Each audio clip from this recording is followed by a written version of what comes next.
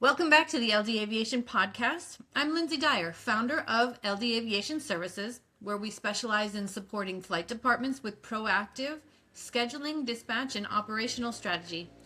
Today's episode is a special one because I'm joined again by two guests who always bring incredible perspective, experience, and really, let's be honest, a lot of great stories along the way. So joining me today are Jim, Lara, and Steve Brechter of Gray Stone Advisors. And if you're in business aviation, you likely already know their names. Through Gray Stone Advisors, they've worked with flight departments across the industry, helping elevate operations, strengthen leadership, and redefine what excellence really looks like. Jim and Steve have both been on the podcast before, and these conversations were really some of my favorites. We really focused on leadership, culture, and what it really takes to run a high-performing operation. But today we're taking that a step further, and we're going to challenge a mindset that still exists in many organizations. And that is that the flight department is simply there to move people from point A to point B. Instead, we're diving into something much bigger: how the flight department becomes a true value driver for the entire company. We'll talk about how aviation impacts revenue, decision-making, and competitive advantage, and the critical and often underappreciated role that schedulers and dispatchers play in that value. And one of my favorite angles, how aviation can actually be a powerful tool for attracting and retaining top executive talent. Because when you think about it, if aviation helps the right leader perform at their highest level, or even just gets them home in time to coach their kids' soccer game, that ripple effect can be massive for the entire organization. So Jim, Steve, welcome back. I'm really looking forward to this conversation. Thank you, Thank you. Lindsay. So are we. Each one of these is just an incredible experience, and oftentimes I have to go back and watch them just to get some hints on what I should be doing. Right, take your own notes again. Yep. Yeah, I think your podcasts are the top listened to podcasts across the board. So Wow. they're great. Lots of people are hearing your message. Okay, great. Well, we're happy to be Cool. here. Great, wonderful. All right, well let's dive in. So we're going to talk about reframing the flight department in general. So, how does leadership mindset shape how companies view their flight department? Now, are you asking from the flight department's perspective or from the corporation or family office's perspective? You know what? Let's talk about from the family office or corporate section first. Okay, Steve, you want to handle that? Well, I think one thing you have to keep in mind is that most of the bandwidth of a senior executive in the company is not focused on aviation. Yeah. And they're focused on the core business, as they should be. And I think that is part of the challenge that flight department leaders face today, in that they have to step forward, they have to make the flight department visible, and they have to introduce the concept of value creation up the chain to senior leadership, and actually place it on the table for consideration. I think many places we see that the corporate office, and this is not a shot at corporate America, but they do see a lot of times as the flight department as the black sedans in New York City. Move me into 57th Street or move me to Broadway or whatever. Sure. And as you have very accurately stated, there's a lot more to it than just moving executives around on an on-demand basis. Totally. So I think it's a new role for business aviation that they've got to maybe wake up and smell the coffee is a little harsh, but just realize that there's a new imperative for the flight department. I think in the past, flight departments have been used to just being order takers. What the next trip, the next flight, the next manifest, the next destination, or FBO selection, or fueling source, or whatever. And that sort of puts them in a legacy reactionary mode. Just wait for the phone to ring. But the three of us know here that there's much more to business aviation and a flight department than that. But it's got to be up to the aviation director and the flight department as a whole to create that awareness. It totally makes sense. I really understand. And I've seen the legacy ways of doing it where you are just waiting for that phone call and then you do whatever they say. But I've also seen, especially recently, the closure of flight departments who are not making that argument for value. If I could just add a couple of thoughts in the corporate world, every organization in the corporation has to be worth it. Yeah. Whatever worth it is, it has to be worth it. And that value judgment is going on all the time. And if you're not worth it, you're gone. Yep. So Yep. if the answer is that your role, the business aviation's role in a corporate organization is to move from point A to point B, then it becomes a matter of cost. Yeah. Completely. And then you're gone. But when you really take a look at what business aviation can do, it creates our only, or it addresses our only non-renewable resource in the world, in the universe. I mean, it's that big. And that non-renewable resource is time. And so what we're doing is we can create more usable time. But that realization, although it may seem obvious to those of us that are in the biz, it's not obvious to the corporate folks. Just like when somebody says safety is our first imperative, the reaction from a corporate executive would be, duh, of course. But I'm not even thinking about it. I mean, that's just assumed, but we have it as a stated imperative. But here in these corporations, why is business aviation worth it? Because it's not the least expensive alternative. But why is it worth it? Because it generates so much, or can generate so much productivity, more productivity, incremental productivity at the executive level. And that's measured in many cases, hundreds of millions of dollars of value to the corporation, to the shareholders. And in many cases, just like you were saying on coaching the soccer game, Lindsay, Yeah. to that executive, and it gives that executive a reason to stay with that corporation. And talent is so tough to come by today. Gosh, it's tough to come by. So this is really, really, really important. But the challenge is that to most people, it's not obvious. It's not obvious. So we've got to bring it forward and have those discussions at the corporate level. And the typical reaction when you have those discussions is, by gosh, Lindsay, thanks for talking about that, because you're right. It is really impactful, and I just assume it's that way, and I go on with my day. But I've got to pay, as a corporate executive, I've got to pay more attention to that, because the aircraft is generating more usable hours for me, and that's how we create. One of the big ways of how we create value. It's Good Friday, so sorry for being on the pulpit here, but it's Good Friday. It's very important.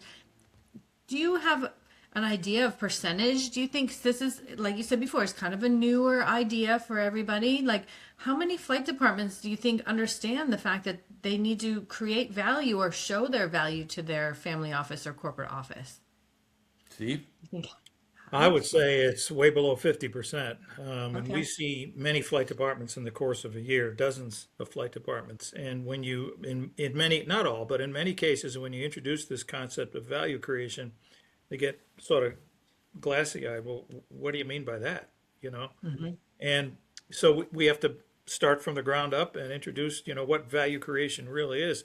And the thing that's most important about value creation, I mean, here's the secret sauce, right here. The value that is created by the flight department in the eyes of the corporation is not determined by aviation. It's determined by the executive users of that service. And so what the director has to do, again, is to get out of the order taking mode and get proactive and go talk to those traveling executives on a regular basis, and not just when they're going up to the aircraft, up the stairs, to go somewhere, or coming down, after a meeting. Their mind is on the business. It's not on aviation per se, but carve out the time to get up there and ask some open-ended questions about what does create value for you. And once you make the rounds of all the frequent users, then you can come back with those value propositions clearly defined and create the service model that responds to them. And I'll give you an example. We may have used this one before, but we had a client in the West Coast, a big tech company, and the CFO was the reporting executive. And we met with the director. We went up to meet with the executive and asked him per se, what creates value for this company by business aviation, And he looked up at the ceiling, and within 2 or 3 seconds, right back at us and said, Asia and back in 30 hours. Now that answer is not on demand, A to B, A to B, A to B, A to B, but it was something very specific that these airplanes could do for the executives. And what he meant by that is we need them in the office here in Southern California, but we also need them interfacing with, customers and key suppliers on the Pacific Rim, So basically, I want the executive to get over there, do their business, and come back within 30 hours. And what he was suggesting is using the airplane as a hotel. Now, that's the value proposition, that to get them over there in front of the customers and key suppliers, that's the value proposition. Now, we can come back and create a service model to respond to that. Current state was their crews were just worn out. They were ash and white and eyes sunken in, and doing this a couple times a week, in 8 or 9 time zones, and just tiring them out to a fairly well. And but there's a lot of answers to this, and one of them is prepositioning crews, augmenting crews, TDY, where the airplane comes over with the executive does this thing, and a fresh crew gets in and takes the executive back. The department was there by asking the questions, taking the lead, and understanding the value proposition. They were able to go back and create a responsive service model. Yeah. So here's one where business aviation didn't exist in a company. Okay. Yeah. And the board thought that it would be appropriate to have a business aircraft. And they were first thinking about security, because this another tech company, but they did a lot of travel to India and back, and Europe and back, and so forth. And so we had the opportunity to talk with the chairman, who was also one of the tech developers. He developed a lot of the programs that they sold. Okay. So he said, "Well, what do you think this is going to do for us, other than me writing a big check? What else is it going to do for us?"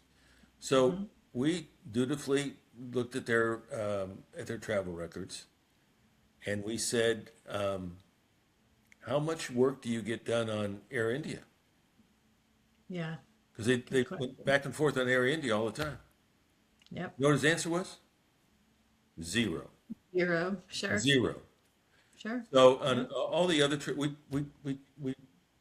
we came up with an estimate that he would gain 300 productive hours in a year. Wow. 300 productive hours. And he looked at me, and he could never run for office because he was not a politician. He was pretty straight shooter. And he said, "You got to be kidding me. You actually think you're audacious enough to think that I'm going to pick up 300 more hours? If that's true, do you know what I could do with 300 more hours? Do you know the value that and the products that I could help develop and then increase the sales of this company, which just add on sales, which almost directly drops to the bottom line? And that's almost too good to be true. It's better than Santa Claus." I said, "Okay, well, let's try it." So brand new airplane, new organization, ran it for a year. I came back a year later and I said, I won't disclose the company, I won't say his name. And I said, well, Mr. Chairman, how did we do? He said, just as I expected, you were absolutely wrong. I said, Oh, okay. I didn't expect really? that. And he said, yep, it was almost 400 hours. Wow. Yep. More. And that translates into big, big value for the company Yep. and for the shareholders and for him personally, because he had more family time and for him, he got a lot of joy out of being productive. So those are the things we got to focus on. It's not A to B. It's how do No. we create value? And Steve's so right. That value is defined by the executive, by the traveler, not by the aviation department. But Yep. you have to ask them. You have Yeah. to ask those questions because they're not going to naturally be thinking about it. And they're not going to call you and say, "Hey, I've been thinking about value creation." You have to tease that. You have to tease that out of them. They're thinking about the core business as they should be. Yeah. Yep. But the standard response to Steve's comment when he said Asian back in 30 hours from the aviation department, Yeah. They're you too got to be tired. kidding. Sure. You got to be Yeah. kidding. We're wiping out crews, and they were Right. losing people who were resigning for lousy quality of life. Yep, Yeah. absolutely were. Yeah. You know, and the cost of turnover of a pilot today on these large Gulf streams, 300 Huge. grand, three hundred Yeah. thousand dollars to hire and train and get them productive. Takes a year to get them productive. Well, there's another one too, Jim, where we started the flight department for that Dallas company. Exactly. And they had to go over to quarterly to meetings with their parent company over in Switzerland. And they take a Okay. BA flight and to Heathrow, from Dallas to Heathrow. At least 9 out of 10 times it'd be late, and the next flight wouldn't leave for another 8 hours. So they're stuck in Yep. Heathrow trying to get to Switzerland, and they would lose 8 hours most of the time, and Yeah. that's the senior executive team. So think of the value, the lost value there of being, and Huge. we help them step into a business aircraft that'd get them, nonstop directly to where they wanted to go in Switzerland. Enormous amount of productivity savings for the company. And there's Huge. one other thing on productivity that we should also point out is that today's modern business aircraft look like an executive office. They have all the productivity tools on board. You don't miss a beat. You've got everything. You've got even video. So, video conferencing, Zoom meetings and team meetings happens all the time. Right. Yep. And here's another way that where we've been working with client flight departments to help them raise the visibility of this value proposition.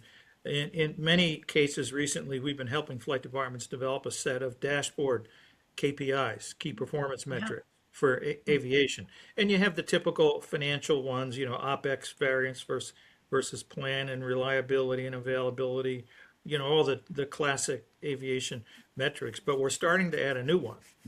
And that new metric that we're adding is, delivery on value creation. And once these points of value creation are identified, then the scheduler, and this brings in your part of the business here, the schedule, once they know what these points of value creation are, they can find out which trips directly address the points of value creation for the company and start to develop a KPI around value creation. So you can measure it.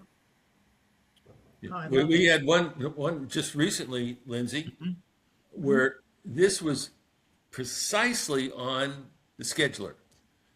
Okay. And she knew that the CFO's commitment to his son was to be there on Friday at 4 o'clock to ref the soccer match. Yep. Okay. And she backed that up and was talking to the executive assistant. And the executive assistant had a departure time from, I don't know, from New York it was from New York, that would not have got him back in time to do that. And so she gently, the scheduler, very professionally, suggested that maybe we should move that departure time up because Mr. Smith really has an important engagement at 4 o'clock on the soccer field. How about we move the departure up from New York by 2.5 hours? Do you think we could do that? Well, yeah, we could move these meetings around, and yeah, we could do it for 2.5 hours earlier. And by gosh, he was there. But you know what? It was never trumpeted. That was just the scheduler being the hub of the aviation department knew what was going to be important. And on Yeah. that Friday, she hit it out of the ballpark. But the sad part is, I don't know if anybody recognized it. Sure. But, Right.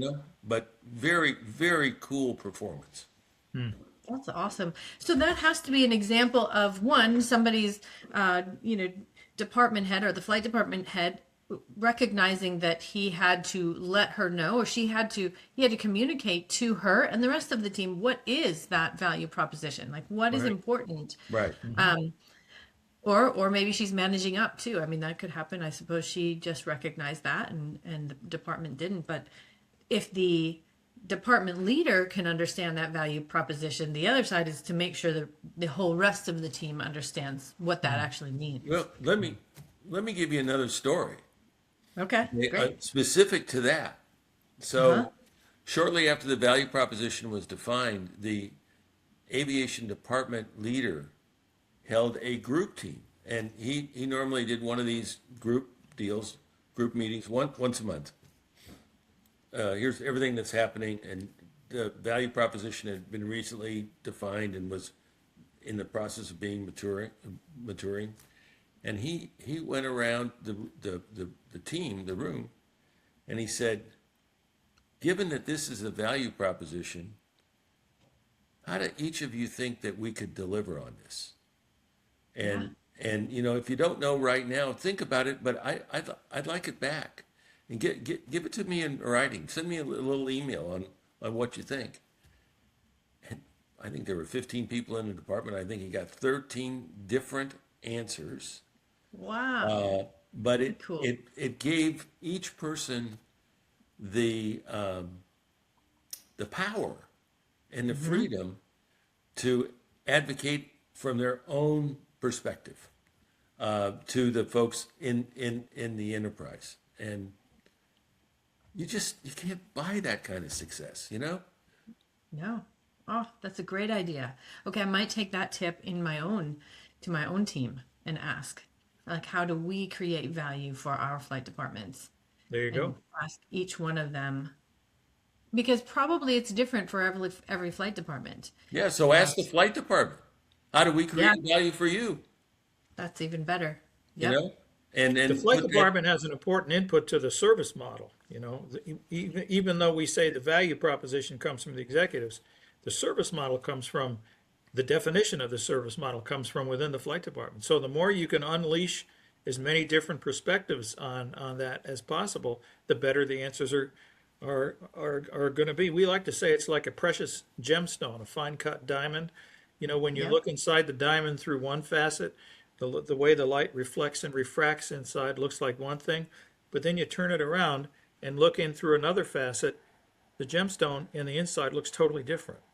That's because people are seeing, and there's an analogy in people's perspectives here. They're seeing things in different ways. That's why one of the core values of our practice, is to harness the power of difference in everybody that works with us, and get as many of these differing perspectives on the problem as possible. You always get a better answer.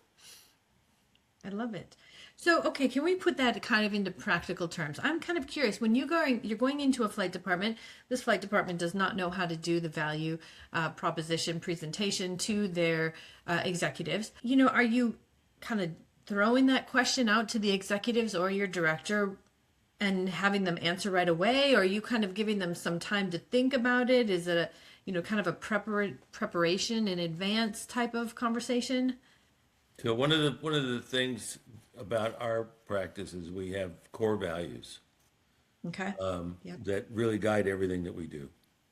And one of those core values is collaboration. Collaboration. That means working with others. So when we're defining or helping an aviation department define what the value proposition is, we always work with them and the folks at corporate together. We're Okay. never doing it alone. We're always together. We're a team. When we come back to the flight department and we say, okay, how are we going to do this service model? Here's the challenge. We get a whole bunch of people together and say, how are we going to solve this? How are we going to create this value? Yeah. Because one of the other concepts is, or one of the other core values is servant leadership. If you're doing this from the top down, it's not going to work nearly as well. Yeah. If you're doing this and you're including the folks that actually do the work, they're closest to the work, they're going to come up with the best solutions. Sure. And Yep. all you're doing is you're collaborating with them and you're facilitating and you're saying, what about this? What about that? Gosh, that's a good idea. Let's take that one. Now, here's what you don't do. Lindsay, I asked you that question. And that was the stupidest answer that I have ever heard. Yes. Yeah. Okay. Yeah. That'll It's really not make going to me get us a lot of buy-in, Not going to No. get us a lot of buy-in. But collaboration is key. We become become one team. Okay. Yep. A lot Awesome. of times too, to further put some meat on those bones is it's education in the flight department. Again, they, historically or in a legacy sense, they have just not thought of themselves in that role. It's we are here, we're on the phone 24/7. We have a 2 hour and 4 hour, standby. We have crews that be ready, in 2 hours or 4 hours and ready to go. But you're still waiting for the phone to ring. You gotta you gotta do that, but you gotta step out of that mode, into something else. A lot of times we further to the role of a scheduler, we'll talk to the scheduler, and what does the scheduler have? Probably more so, even flight crews, because the flight crew and a non-flight attendant airplane are up front and the traveling executives are in the back. But what does a scheduler have more so than even the flight crews? And that is contact with the executive or the travel arranger for the executive. So if the scheduler is attuned to these types of things, he or she can listen for those points of value creation, and sort of draw them out of the travel arranger anyway.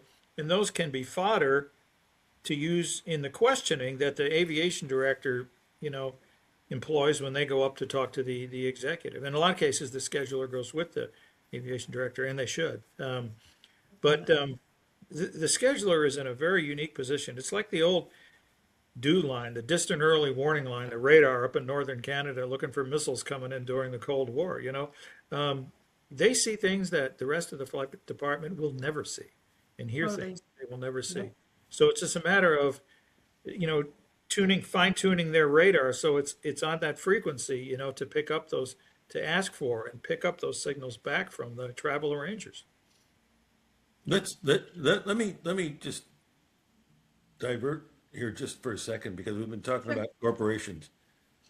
How does this work in a family office? Well, it's completely different. So, and here again, the scheduler plays a key role because in a family office, it's very common to have 3 generations involved with aviation in a family office. You have the patriarch, who's like me, older than dirt, and then You said it, I didn't. yeah, hey, I'm living it, baby, I'm living it. So you got the patriarch, and then you have the next level down, which is the adult, and then you have the adult's children, which it may be anywhere from 10 to 18 years old, and then the adult is, maybe in the 40s, and then the patriarch maybe is in the 70s. Yep. Okay. Now, what's important to each one of those is different, Oh, I bet. and Yeah. and the quality that you have to have here, that the scheduler has to have, is being that of a chameleon. You have to understand and adapt your personality to three different types. And that really helps in the communication. And you know what's important to each one of those generations. But a family office is different. It's very, very personal. And you could have three sets of value propositions for Yeah. each of those generations. Sure. What's important to the younger demographic is not at all important to the patriarch. So Yeah. got to be careful. Well, that kind of goes to one of my questions I had wanted to ask. And I really wanted to talk about what is the difference between transactional versus strategic scheduling. Because I think a lot of us are just doing this transactional. A trip comes in, it's either approved or not approved, and it goes on the schedule. I like how you were saying that the last scheduler, or the one scheduler, had suggested to the EA that they leave earlier. But can you talk more a little bit on that transactional versus strategic? Like, how can we do more of that? So I'm going to talk to strategic. How can you Okay. get more strategic? You get more strategic by knowing. Now I'm going back to corporation now, and not family Okay. office, corporation. By what the corporation is up to. What's on the calendar for the corporation? Okay. Now there's some stuff that we all know. We know we know when the board meetings are. We know those kinds of things that are really on the calendar for long term. But here's a way that you can get some insight into what's going on, what's coming up for the corporation, and then use your noggin to say, what does this mean? What's this likely mean for travel? Okay. And that is to listen to the quarterly earnings call. Yeah. The quarterly earnings call is always forward looking. Now there's a lot of legal mumbo jumbo that's put in there that said, don't rely on the numbers that I'm about to tell you, but I'm going to tell you. But they give you a hint as to what's coming up, what strategically is coming up, what direction is the company going, and what are their key deliverables that they're going to try and produce this next quarter or this next half.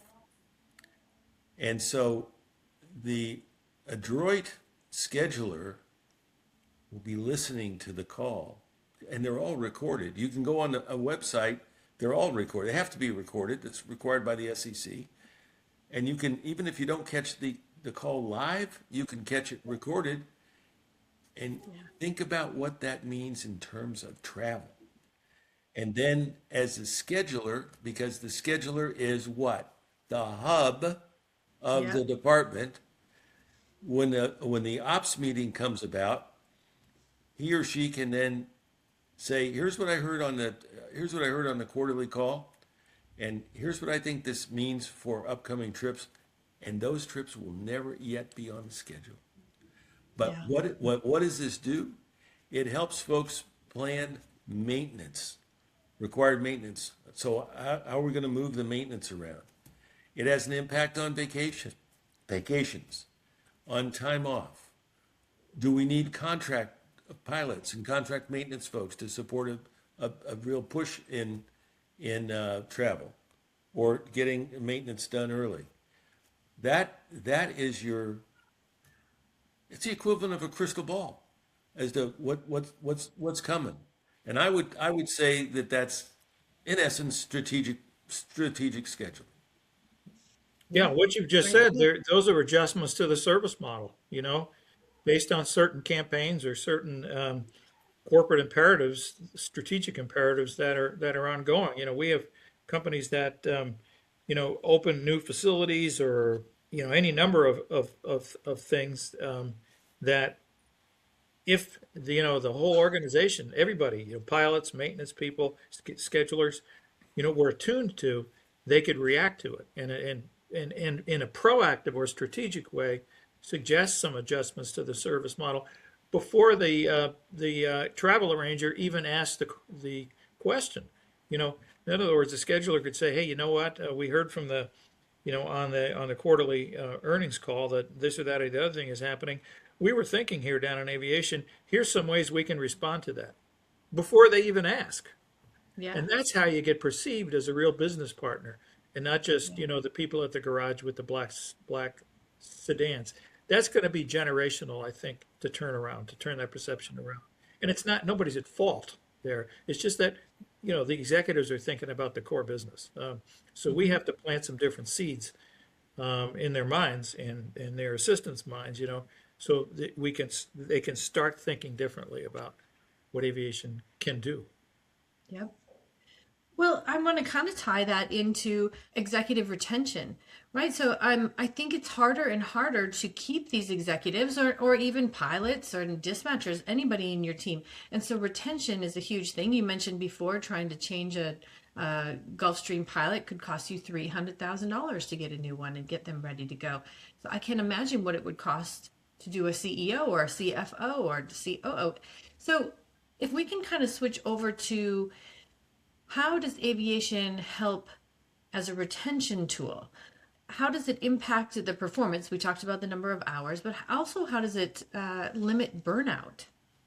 Well, in many, many, many ways. Yeah. Executives today don't always have to live where the corporate headquarters is. Yeah. And aviation provides them with the ability to not do that, but Hmm. to travel back and forth. We have a client in the Midwest that has a home in on the South Carolina coast, Yeah. Yeah. and that's where his family is. And but he was important. It was an important acquisition to this public company, and so they travel back and forth. Now there's some consequences to that, of course, Sure. but that's handled. But it's aviation made it possible, made it possible to do that. Yeah. Quality of life is really important to the generation that is coming now into executive leadership. Yeah. It's super, super important. And Hmm. the availability of aviation to them lets them pursue that quality of life. That soccer coach story that we told earlier, that's a Yep. perfect example of quality of life. So we had another executive whose daughter was going to Hofstra. Hofstra, Hofstra, Hofstra. Yep, Hofstra. Okay. and Awesome. and and he lived in the Midwest, and had a very distinctive aircraft. He and his wife flew to Farmingdale on Fridays to have the weekend with their daughter at school, and then he was back Monday morning back at the corporate headquarters. Only Yep. possible, only possible Mm. with business aviation. So, and if that hadn't been available, I don't know that he would have been there. Mm. Yeah. He would have been with another company. So the competition for top executive talent is fierce today. You know, And it's not just the senior executives either. We can give you, there's an example of another client we're working with where the existence of shuttle operations in their corporate aircraft Mm. and the out and back in a single day has a huge bearing on quality of life, not for senior executives only, but for middle managers as well. They Yeah. can go out, hop around to different facilities, company locations, three or four of them, and leave at 7 in the morning and be back at 6 at night. And it would take you 3 or 4 days to do that on the airlines because a lot of these places that they visit are small regional airports, near small regional airports. Not served by hubs. They're not near hub airports for the airlines. It would take you almost a week to do what they can do in one day. So that goes up and down the management chain in a company. and something like that where well, one company had 6 aircraft doing that, Steve. Yeah, yeah. Wow. Uh, and it's not only good for the execs, it's also very good for the aviation folks because they are not spending nights on the road. You know, Yep. they're home. Out and Right. back, one day. Yep. Yep. Very true. Yep. We have a client that's kind of similar like that. We do, it's kind of a shuttle, and it's only in the really harvest season, and we bring them to a couple of small locations, 2 locations every Tuesday, 2 different locations every Thursday, and it's to go out and check the different farms, and they're back in the afternoon. And they bring all sorts of different people. It's not just the executive. I think there might be an executive that goes sometimes, but oftentimes it is the people who are working the farm that are going back and forth and maybe seeing a different farm and how they're doing things. That that's really helpful for them. Mm-hmm. All sorts of different, I guess, examples of that. And talent is rare. Top talent Yeah. is rare. And Yep. when you see that an exec is getting a $10 million sign-on bonus, that's not because there are 50 other execs that can do what he or she is doing, right? They're Right. they're unique in their skills. They're not being paid that $10 million for nothing. They're Yeah. you know the you know when we figure what a person is worth, I've seen so many flight departments say, okay, well, what's the compensation for the person who's going to be on the plane or the exec who's going to be on the plane? And what they do is they take their salary and they divide it by 2,080, which is a 40-hour week, and Yeah. they come up with a number. Well, let me tell you a secret. Lindsay, don't share this with anybody else, please. All right. Noted. Corporations do not hire folks to break even. Yeah. They expect folks to return a multiple of their compensation to Yes. the company in terms of value, what Yep. they do. So if you get somebody who's really has a senior position, that multiple may be 100 times, maybe 200 times. That's getting into some pretty big numbers. Yes. So that's what the company thinks that this person is worth to them, that he's and is going to produce that level of value. So Mm-hmm. when we're talking about what's the hourly cost of somebody on an aircraft, for God's sake, don't use compensation. Use the value that they're creating for the corporation. That's a great point. A great point. And it can go all the way down, all the way through the entire company. If Sure. we're, it's not really our topic today, but in general, how do each one of us create value? No company hires anybody just to break even. Right. Everybody's there so that we can grow and expand. That's such a good point. Yeah. And that's why we recommend to aviation directors that you should not have one office. You should have two offices, and you should Mm-hmm. spend equal time in each of them. You know, one down at Sure. the hangar at the flight department facility, and one up, ideally, on executive row. Yep. And the ones that do that and really practice it are the ones that really, get the best insight into the value propositions for the executives. Because they're there all the time. It's easier for the executives just to pop in, sit down for 10 minutes, and hey, I just had this thought on aviation, or this flight I got back last night, or whatever.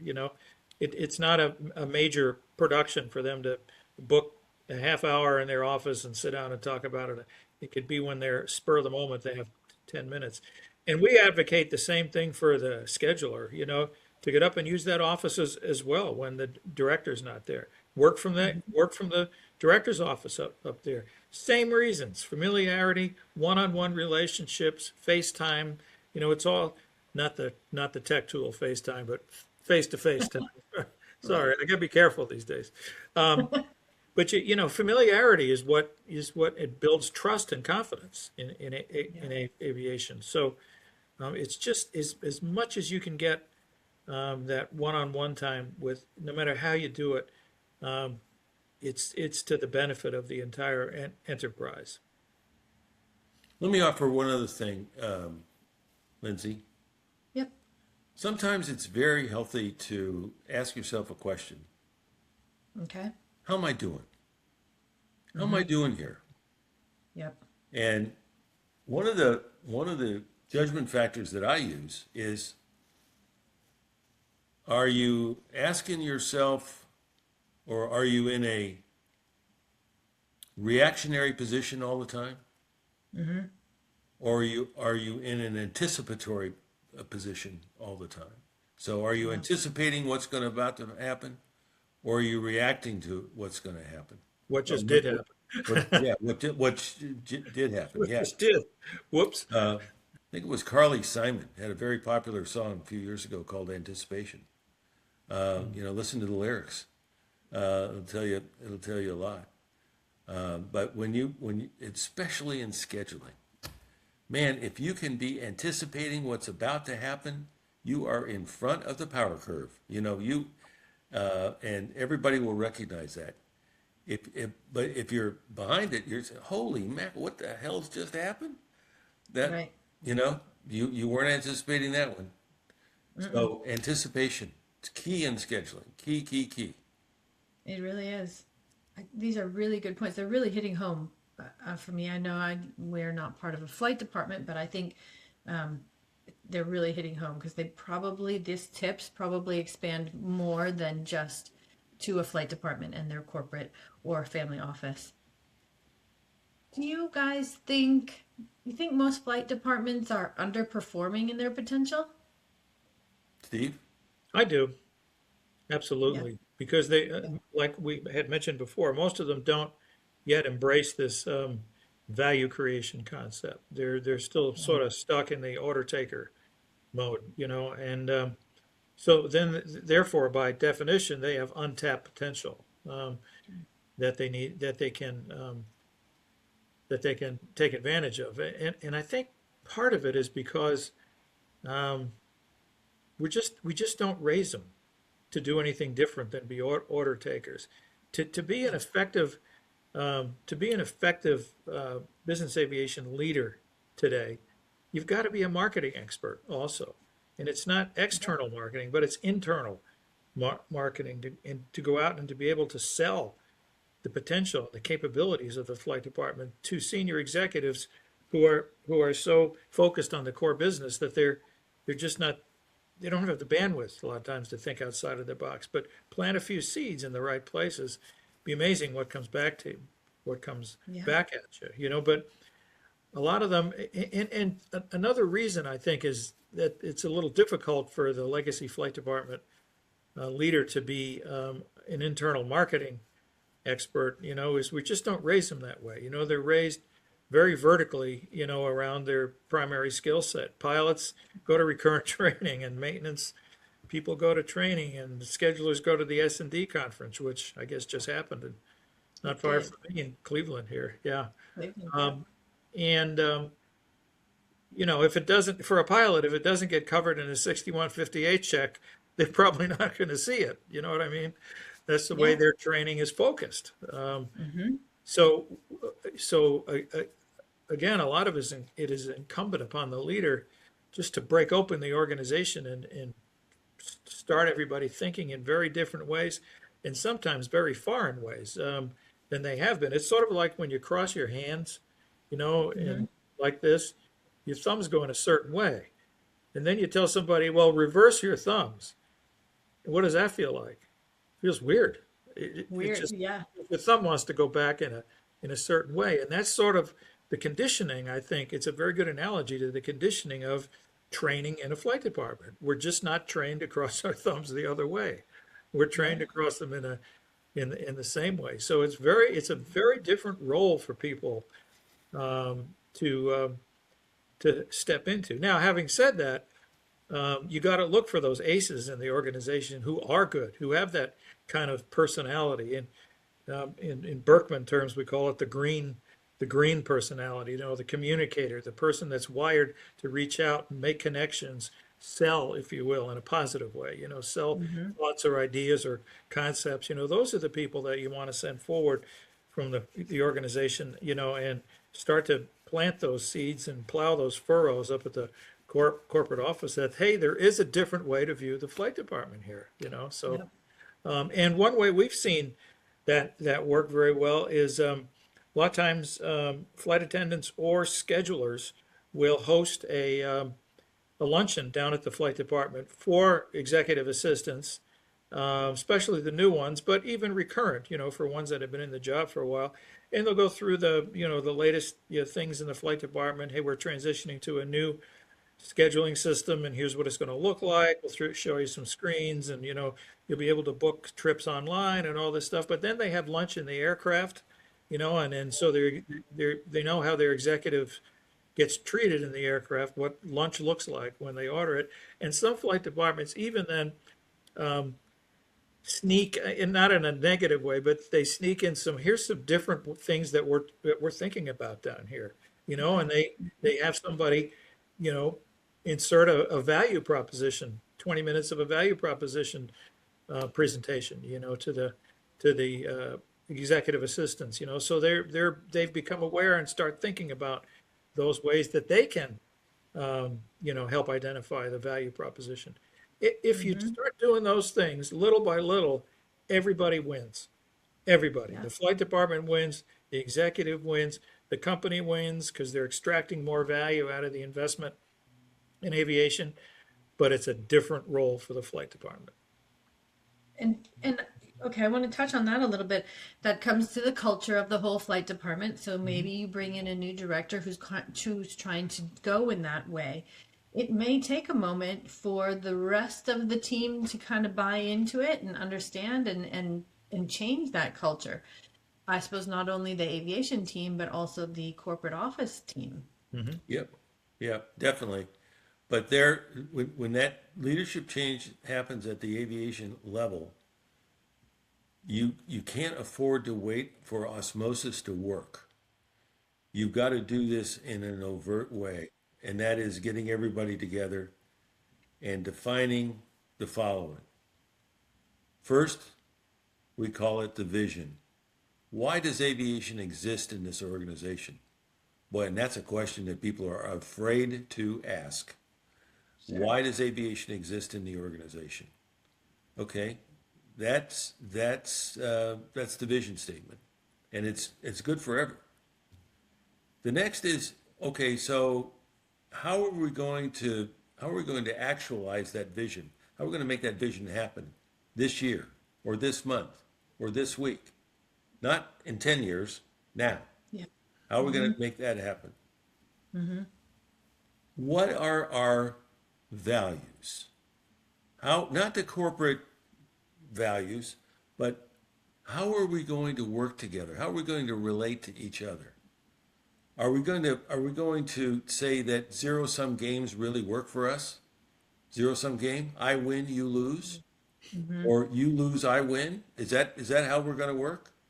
But have those really frank discussions. So what are our values?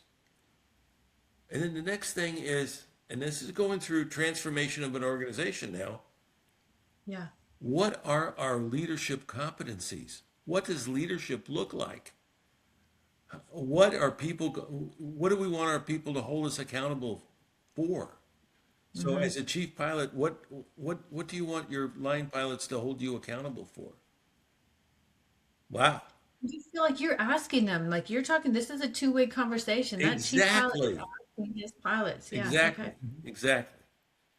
And then when you go to corporate and you have a really honest discussion, you can ask a question like this, and it's loaded, boy. I'm telling you, hold on to your britches because you may get an answer that is going to set up some work for you. Okay. So the question might be, do you consider aviation to be a needy organization or a value-producing organization? Okay. And don't give it to me in BS. Tell me frankly. And if you hear needy, that means you're one step away from a management company. Yeah. Okay?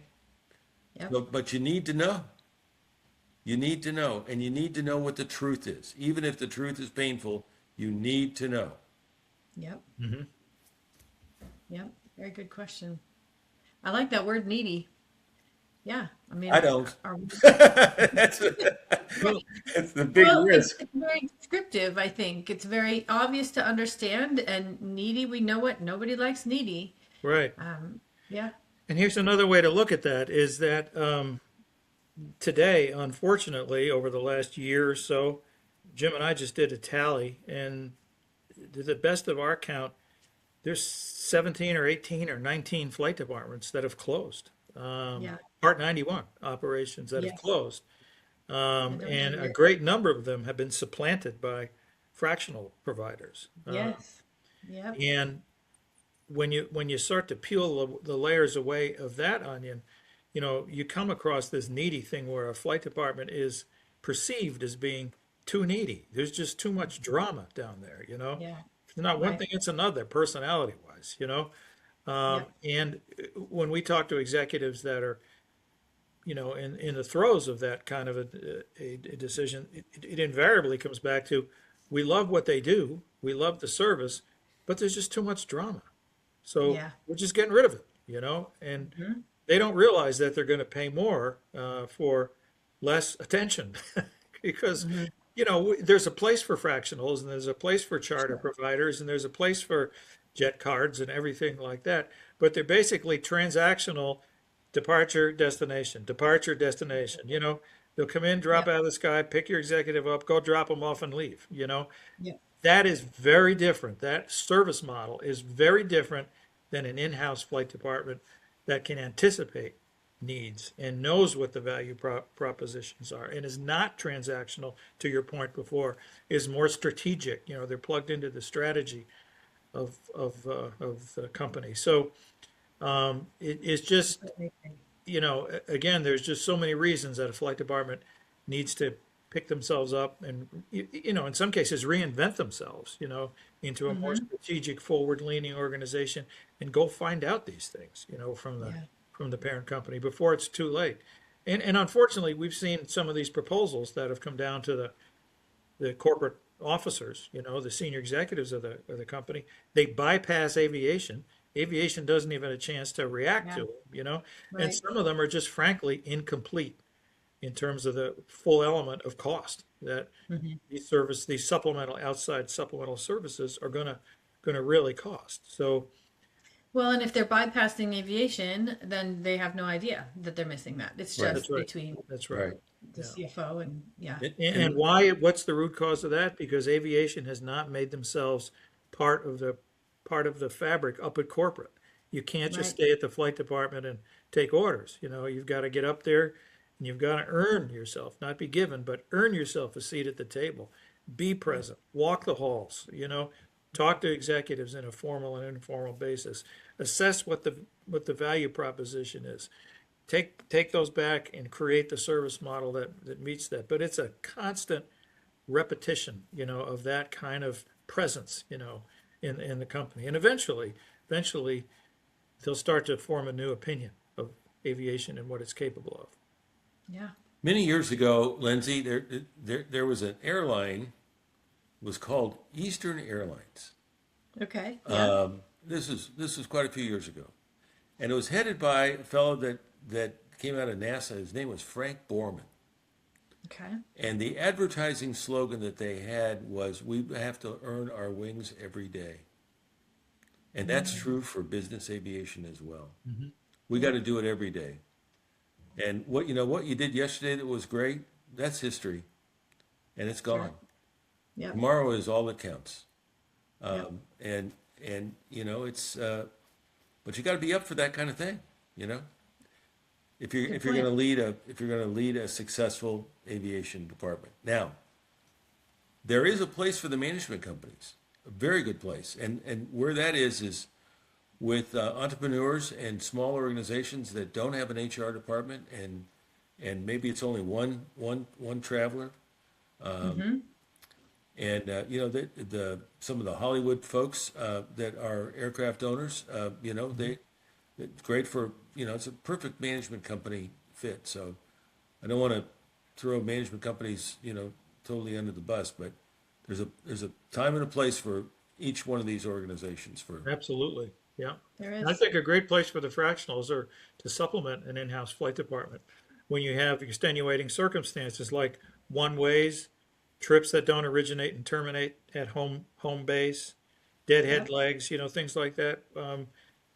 I ran a Part 91 flight operation once, and we did a major fleet plan because of mergers and acquisitions the company was going through, and flight departments and aircraft came with them, and so we sorted all that out.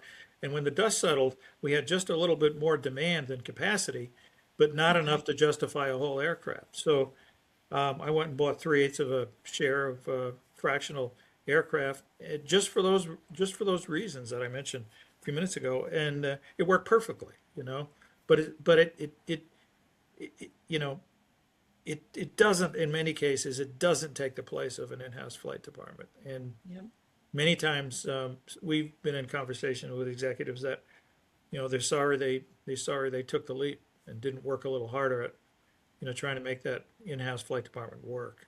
So I guess the lesson to aviation directors that I would use here, use this as an opportunity for is really become the business within the business that a flight department is. It's not just again, using the analogy of the black sedans in New York City. It's a little business unit within a major business of a company, and that's a fundamental shift in thinking about yourself and how you respond and how you act. The people that operate these black sedans in New York City probably don't sit and listen to the quarterly earnings calls, for the parent company. Right. They just don't. So there is a bit of a reinvention here that needs to take place. One of my final kind of wrap up questions is, what do you think is going to separate these elite flight departments and their teams in the future? Like, how, if you're listening to this right now, how can we make sure we're going in that direction so that we are an elite flight department and we don't, management does not decide to go to like a management company or a fractional? What separates those, the ones that might get shut down and the ones that are going to get, or are going to just keep on going? I think for me, sometimes it takes a reinvention. You've got to just pull yourselves up by the bootstraps and reinvent yourself. We're working with a flight department now that over the last 5 years had to have nearly 100% turnover in order to Wow. change the culture and the direction. And they have. They're a different flight department now because we worked with them 5 years ago and work with them now. And one of the things that they had to do was to completely re-engineer the expectations of what a team member looks like in terms Yeah. of their Okay. competencies and their attributes and their skills by very carefully engineered role descriptions, that really, in very specific terms, not only technical, but in terms of the leadership and culture, here's what success in this flight department looks like, technically, and these attributes that we talked about before in terms of leadership competencies and values and things. And it's to, you don't want to have to clean house. You want to try to work with, play the hand you're dealt, as much as you can. But when you have to replace somebody, don't compromise. Hire to these role descriptions. Recruit the exact profile that you need, even if it takes longer. That's the only way to turn some operations around, that just have legacy bad habits, with people that just aren't interested or don't want to change. Sometimes it's reinvention from the ground up. Yeah. And that means having a plan, a real plan, and communicating that plan to everybody in the organization and to the corporation. Here's where we're going, and here's how we're going to get there, and here's what we need in terms of investment to get there, and here's the results that you can expect that we're going to produce for you, and hold us accountable for producing these results. Now, who's with me? Who's with me? Who wants on the bus? Sure. If you don't want on the bus, let me give you a hint. Get off the bus before it's going 50 miles an hour, because it's Sure. going to be a Yep. whole lot less painful. Pull the red Uh, cord now because we'll stop at the next corner Right. and you can get off. And you know, and if this is not for you, we'll help you change. We'll help you get another job. Right. Right. Right. But Yep. this is where we're going. Trust me, this is where we're going. And I'm going to lead you there. I think that's like it gives me a whole new outlook on how to look at some of the flight departments that may bring in a new leader and they have a lot of turnover. Oftentimes you think, oh, I don't want to go there because maybe that's not a great spot. But maybe you do want to go there. Maybe that if you're that type of person who wants to lean in, maybe those flight departments are the ones you want to seek out and be like, yeah, I recognize that there maybe not a lot of people stayed recently, but maybe there's a good reason for it. And I want to be part of that team that's moving forward. Awesome. Not long ago, Lindsay, there was a national survey of people who were employed, Yeah. and the test or the test what they were looking for was who's engaged and who is not engaged with what they're doing. 93% of the respondents said that they were actively not engaged Oh, yeah. with their employer. Right? Yep. Now, if you're going to do what Steve said, if you're going to turn around an organization, if you and you're going to set that new direction, by gosh, everybody's got to be involved. Everybody's got to be engaged. You can't mail it in. That doesn't work. Yep. You got to be actively be invested. Yep.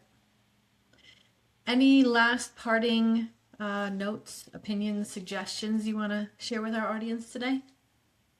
We're always open to a question. You know, the meter doesn't run. Give us a call. Always happy to talk through things. We're invested in the industry. It means a lot to us. This is our passion, and we want everybody to be successful. Yeah. Well, Jim, Steve, this has been such a great conversation, like always. I'm always inspired after I get a chance to talk with you guys. So I appreciate the perspective you both bring. I think this discussion really highlights something that doesn't get talked about enough, especially since we talked about, less than 50% of the flight departments are probably moving in this direction. So again, the flight department isn't just about getting from point A to B. It's a strategic asset that can drive real value across an entire organization. From enabling better decision making to supporting executive performance to even playing a role in attracting and retaining top talent, there's so much more impact here than most companies realize. And for those listening, especially the schedulers, dispatchers, and the aviation leaders, this is where you have a real opportunity. The way you operate, communicate, and anticipate needs can directly influence how your department is perceived and if it stays in business, which would be showing the value of it. Jim, Steve, thank you again for joining me. It's always a pleasure having you on. And to everyone listening, if you found value in today's episode, I'd appreciate it if you would take a moment to like it and share it. Follow us. It helps us continue these conversations and bring on more great guests like this. You can also find more information on Jim and Steve and their work at Gray Stone Advisors down in the show notes. We'll include those links in the details. So thanks again for listening, and we'll see you next time on the LD Aviation Podcast. Thanks, Lindsay. Thank you. Thanks, guys.